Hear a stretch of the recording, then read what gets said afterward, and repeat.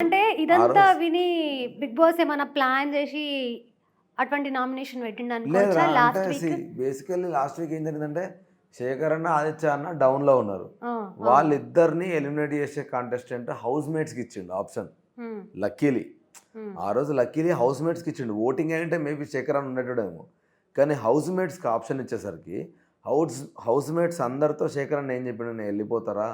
నాకు బాబు పుట్టిండు. నా వైఫ్‌తో నేను ఉండాలి. ఇప్పుడు అక్కడ నేనే ఉండాలి. అన్నీ నేను చూసుకోవాలి" అని హ్మ్. అన్నప్పుడు ఆబ్వియస్లీ అందరం ఏమనుకున్నాం, ఆయన ఇష్టం లేకున్నా కూడా ఆ కంపారిటివ్‌లీ ఇద్దరు గేమ్స్‌లో హ్మ్. కంపేర్ చేస్తే ఆదిత్య అన్న కంటే శేఖర్ అన్న బెటర్ ప్లేయర్ ఆబ్వియస్లీ. అవును. అండ్ శేఖర్ అన్న అన్ని యాక్టివిటీస్‌లో మింగిల్ అయితా ఉంటాడు.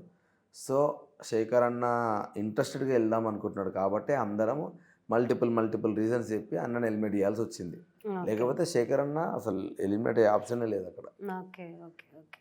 అన్న మన లాస్ట్ వీక్ జరిగిన మీరున్నప్పుడు హౌస్‌లో జరిగిన టాస్క్ 'ప్రభావతి' టాస్క్‌లా హ్మ్.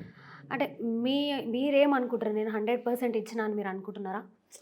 100% ఇవ్వడం అనేది 15 వారాలలో ఎవ్వడివ్వడు. హ్మ్. హ్మ్. నాకు మల్టిపుల్ రీజన్స్ నేను ఆడకపోవడానికి. హ్మ్. నాకు ఫిజికల్ వయలెన్స్ ఏదైనా గేమ్ అయితదంటే నేను ఆడా.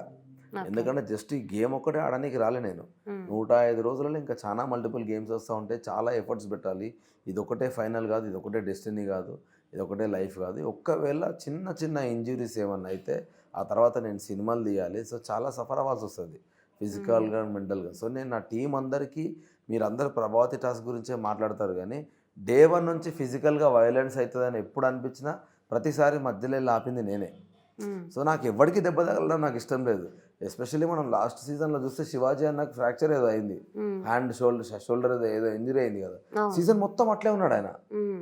ఇప్పుడు నీకు బయటకొచ్చిన తర్వాత ఏమనుకుంటాం డెఫినెట్‌లీ మంచి పేరు, పలుకుబడి, ఆఫర్స్ రావాలనే అనుకుంటాం గదా! అవును. అవును. మరి బయటకొచ్చినాక మహా అయితే ఎంతుంటదో 3, 4 మంత్స్ ఉంటది లైఫ్. నువ్వు కర్మగాలి నీకేదో పెద్ద ఇంజ్యూరీ అయ్యి నువ్వు ఇప్పుడు అందుకు నిఖిల్‌ది తీసుకో. ఆ! నిఖిల్ కాలు అటు స్లిప్ అయిందా?